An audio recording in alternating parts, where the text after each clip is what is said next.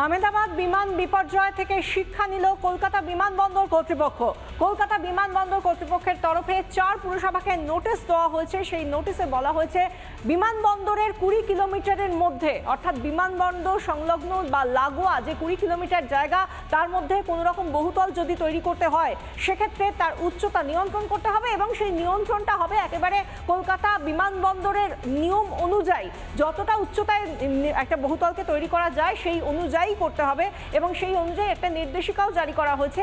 আগে বিমানবন্দর সেই প্ল্যান পাস করবে, তারপর পুরসভা সেই প্ল্যান পাস করলো কি করলো না সেটা একেবারে পরের বিষয়। আগে করতে হবে বিমানবন্দর কর্তৃপক্ষের কাছ থেকে সেই ছাড়পত্র নিতে হবে, তারপর সেই মাথা তুলে দাঁড়াবে কিনা সেই নির্মীয়মান বহুতল, বা সেই বহুতল আদৌ কোনোদিন বাস্তবের মাটিতে পা রাখবে কিনা সেটা তারপর দেখা যাবে, নতুন নির্দেশিকায় বলা হয়েছে।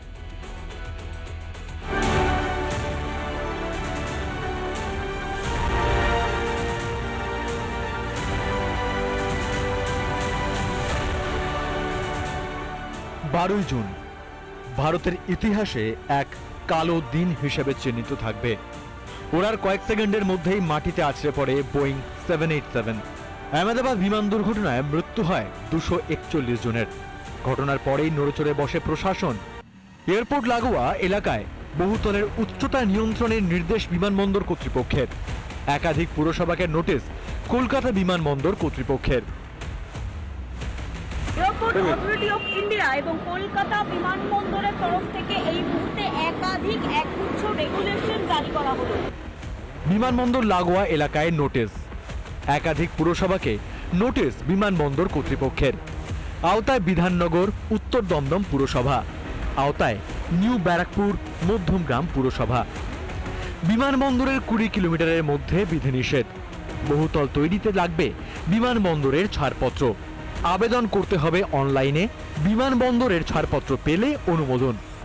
এই জায়গাটা বাঁকড়া, কলকাতা বিমানবন্দরের এটি রানওয়ে এবং এটি ট্যাক্সিওয়ে। ঠিক আমার বাঁদিকে যেখানে ট্যাক্সিওয়ে, আমার ঠিক ডান দিকেই দেখো এই ধরনের একটি বহুতল তৈরি হয়েছে। আমার ভিডিও জার্নালিস্ট পার্থ সারথীকে বলবো, পার্থ একটু ছবিটা দেখাও। বিমানবন্দর কর্তৃপক্ষের এই নির্দেশ বিমানবন্দর লাগোয়া এলাকার বাসিন্দাদের জন্য অত্যন্ত গুরুত্বপূর্ণ।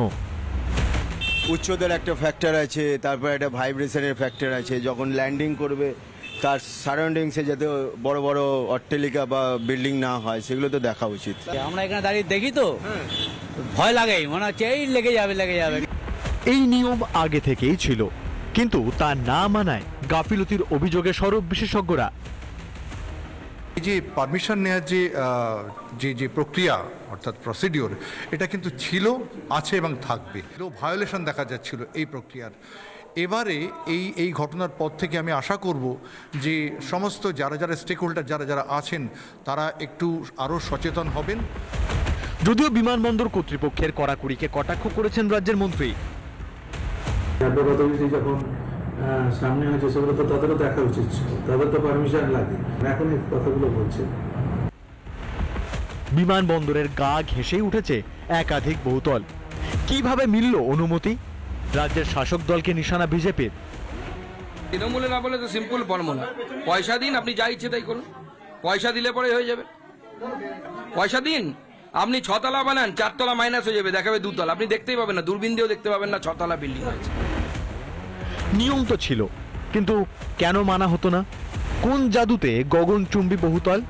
কিছুই জানতো না পুরসভাগুলি, না সব যেন পকেট ভরিয়েই চলতো বেআইনি কারবার। পিঙ্কি অধিকারী, ভাস্কর বসুর রিপোর্ট, রিপাবলিক বাংলা।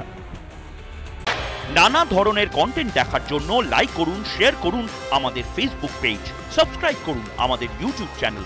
পাশাপাশি অন্যান্য ব্রেকিং নিউজের জন্য অবশ্যই চোখ রাখুন রিপাবলিক বাংলায়।